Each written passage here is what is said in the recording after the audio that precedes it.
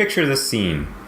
You sit down and you watch a movie, and the credits roll up, and you just have this weird feeling like you've seen a lot of the moments that were memorable, or the lines, or the jokes, long before you sat down to watch this movie. Hello, and welcome to Tome of Uselessness. I'm Dan, and this episode I want to talk to you about something that bothers me in the movies industry: trailers. If you interacted with me in any way about a movie or listened to the show, I've probably mentioned at some point how I don't like trailers and I avoid them for movies that I'm planning on seeing.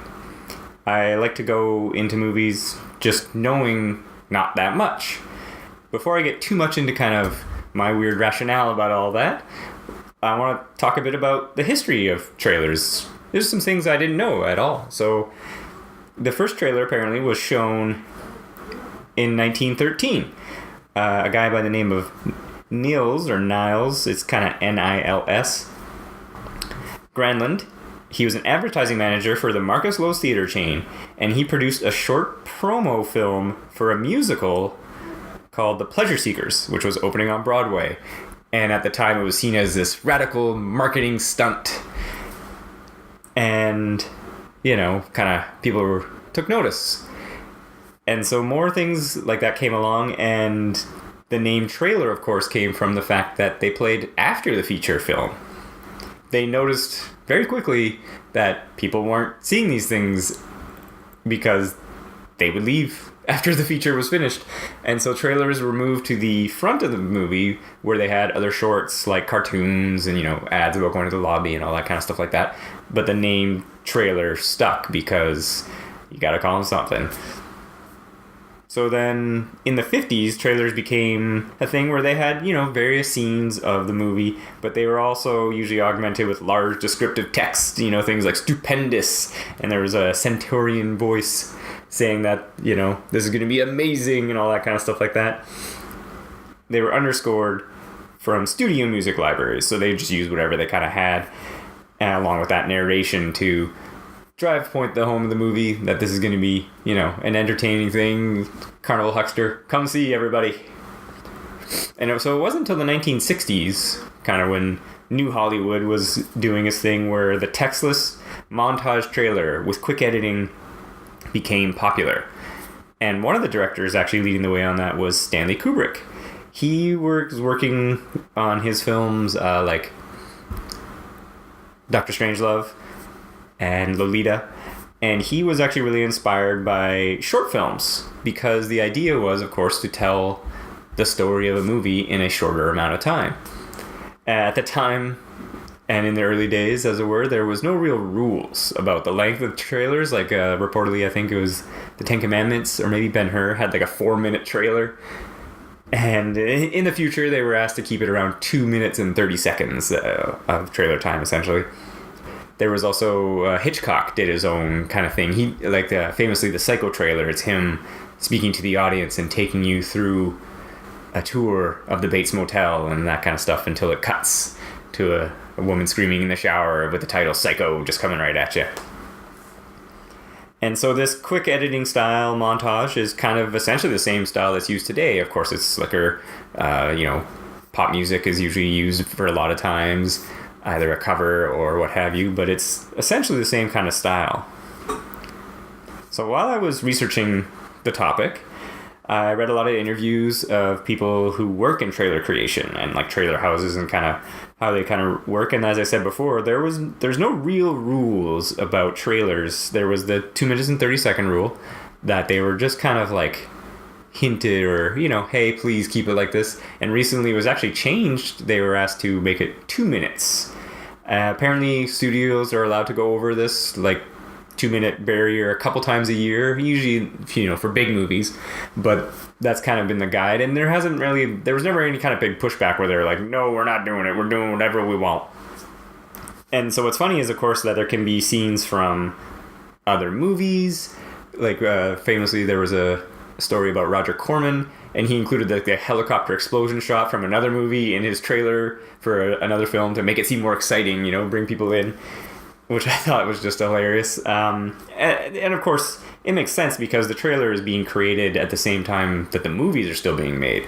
So there might be shots in it that get cut, things that they filmed and that didn't work, or they refilm it, or there's reshoots, of course, in a lot of productions these days. So there might just be things in there that aren't in there.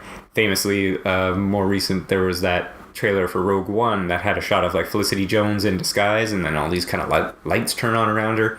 Seems very cool.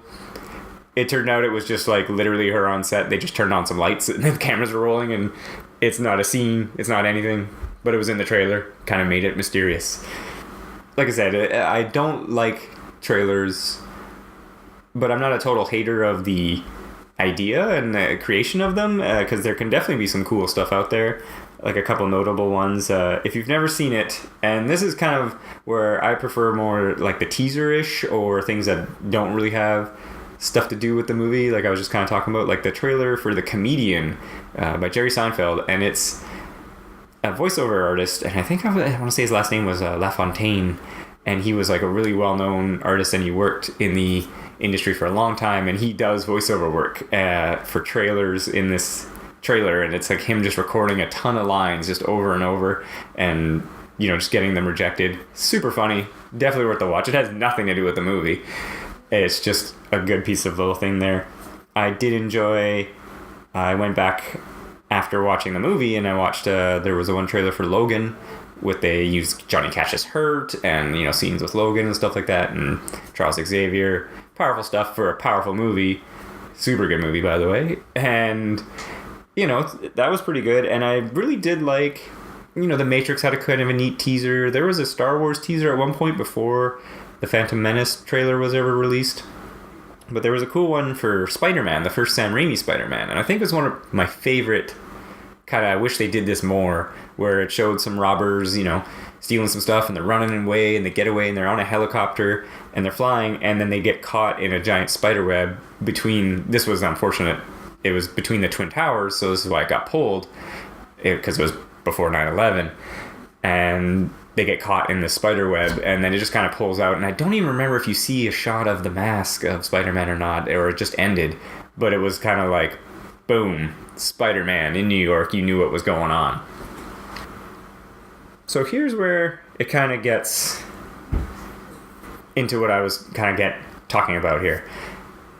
When I was doing all the research, and like I said, I was reading interviews of trailer house workers and guys who were in the industry of this kind of thing and what have you, there was a persistent theme of how apparently they don't want to spoil the movie, of course.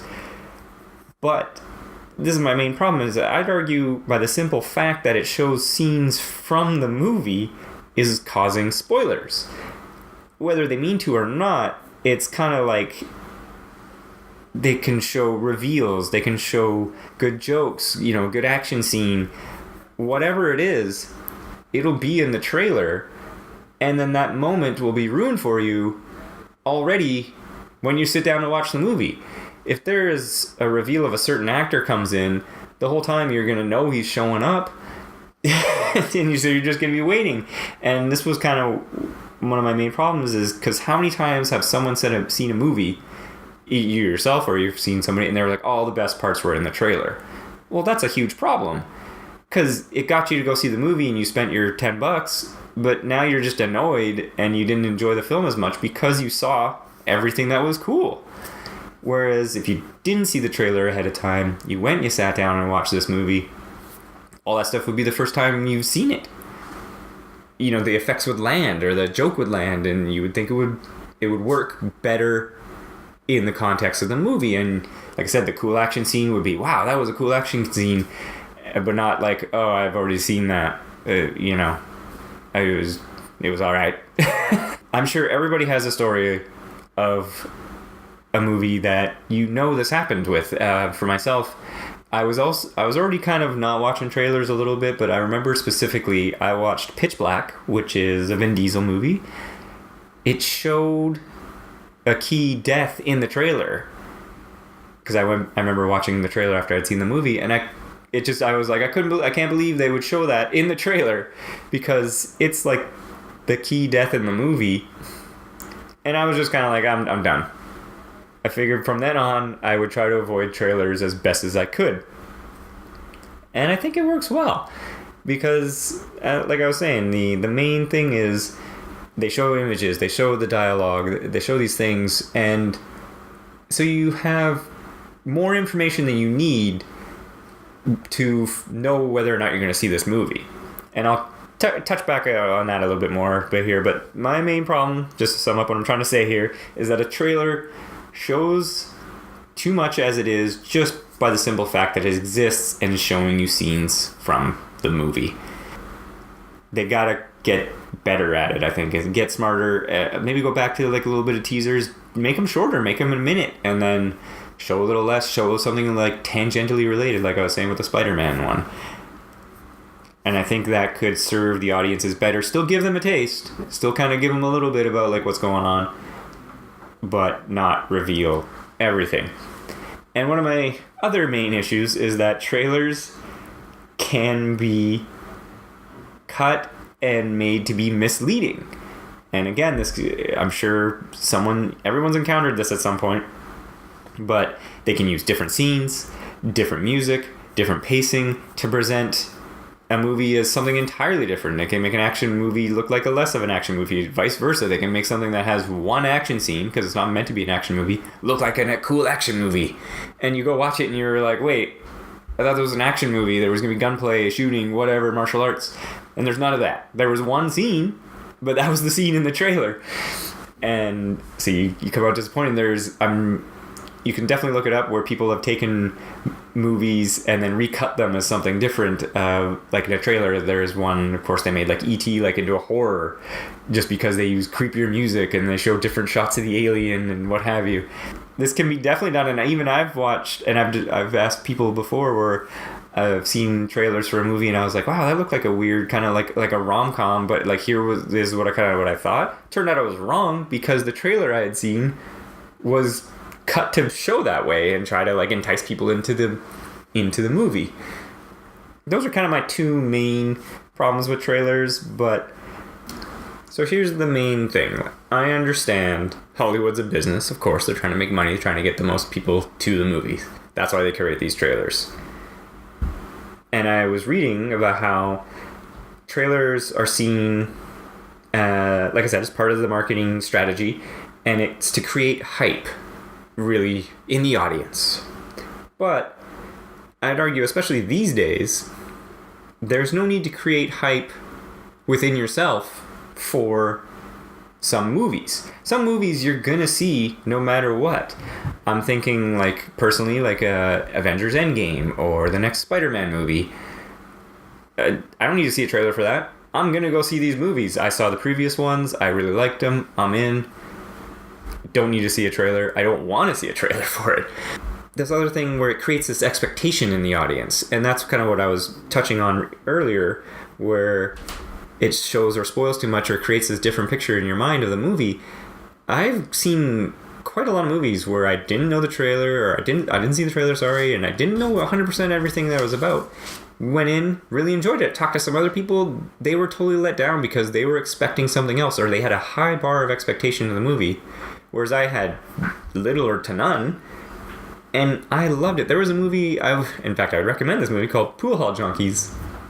My friends and I went and saw this movie. No idea what it was about. We're like, okay, seems like some guys that play pool. I like to play pool. It was such an enjoyable movie. But again, we didn't see a trailer. We didn't dissect this movie. We just went and saw it. And I can understand, again, that's kind of on a whim, but like there are other movies that you're not going to need to see something to know you're going to want to watch this movie. And I just feel like this hype level, it builds it up in people's mind, and then they get disappointed because the movie didn't live up to that hype. Whereas when you go in only knowing a few bits of information, the movie can wow you. It can build upon itself, and you can enjoy the whole experience instead of just being disappointed and misled. Like, watching a trailer is one thing, but watching like YouTube reaction videos of people watching a trailer, that's even more ridiculous. Like, don't reward that behavior. That's definitely a personal pet peeve. So like I said, I understand that there's an industry. I understand they probably have studies and, you know, mountains of data and mountains of money to show that they're like, man, that trailer brought in an extra 10%. It's like when they say based on true events, it brings in an extra, you know, X amount of money. Because people are like, wow, there's an element of truth here where there was not. So, I get it. But I also feel that there might not be the inverse study of that. Like, did they find people that hadn't seen the trailer and gone and seen the movie? And did they do it for big... Like, it's hard to study. You can't blind study that, I don't think. So, I'm not poo-pooing their methods here. I'm just saying... I'm just trying to encourage you and the rest of the people that watch movies is we gotta be better consumers at these here. There's a little more effort to it, but it's not that hard, especially these days. Movies aren't created in a vacuum anymore. Movie information isn't hidden anymore. Again, when I was younger, like, you know, you saw a movie poster, maybe there was a trailer, you could find out some information here and there before the internet became a big thing. Now, you got IMDb, you got, you know, the movies have their own official websites. You can find a glut of information about a movie without ever seeing a screenshot or a trailer. And that's kind of what I'm encouraging. I'm not encouraging you go out and find out everything, but you can look on a page and find out the actor, find out the director, find out a little bit of the story, maybe like the log line or, you know, a couple sentences here where it's like, oh, it's about a guy who does this kind of thing. Annihilation, for example. I think I mentioned it probably when we recorded about it, Devin and I, that I knew it was from the creator and the guy who made Ex Machina. I knew Natalie Portman was in it, and I was like, oh, it seems like it's some kind of sci-fi horror thing. I knew 3 things about the movie, and I really enjoyed the movie. So that's all I'm encouraging here is that try it out. Don't watch trailers for the next big release that you're going to see anyway. You got to be a little more proactive. When you go to a movie, you see posters for other movies, and you'll be like, oh, what's that about? You can find out easily. You don't need to see a trailer. You can just, again, you got the poster there. You can look online and find out a little bit more information about the movie. And it can tell you yes or no if you're a little more encouraged. If you still are wondering, you can wait a little bit, maybe see a review or read. You know, word of mouth is pretty spot on when it comes to movies. You know, there's obviously... here or there, other people encourage the heck out of a movie and you watch it and you're disappointed, and that's fine. It's gonna happen, but I feel like not watching the trailers makes every movie I've seen better when I do that. When I go to the theaters, like I say, I see trailers for other movies that I don't really care about, that, you know, rom-com or this other kind of this thing or that, and I'm kind of like, eh. And I watch the trailers and I'm just kind of, I wasn't going to see it anyway. So it's not creating a new consumer for this product because of the trailer. But like I said, they're the movies I'm planning on seeing. I, you know, don't watch the trailer, try to not listen to the dialogue, but you're going to hear some anyway, or leave the theater. I have done that a lot. You know, with TV, you can mute it, change the channel, whatever. It's not that hard, but it takes a little more effort, and that's all I'm kind of encouraging here. A little more effort in your selection. And you know, be a little more discerning. Don't watch the trailers. And you'll find out you'll be fine. You can watch the trailers afterwards. Like I said, I've gone back, watched some trailers once in a while for some movies, and really, it's like you don't need to, because you're like, I watched the movie. I didn't need to see the trailer. No, it's the opposite. You're like, I saw it all. There's no hidden information anymore about these things, especially a big movie. They're talked about years before there's anything. You see production stills, and you find out who's directing it, and it's hyped beyond hype beyond hype. You don't need more hype. It's already hyped to the heck. Like I said, you can find out a lot about movies. You just gotta look a little bit. Avoid the trailers. It can do wonders for you. Well, thanks for listening. Like I said, I'm Dan. This is Tome of Uselessness. You can check out the rest of our stuff on wherever you get your podcasts, or our website, tomeofuselessness.com. We have an Instagram, tome_of uselessness. And thanks for listening.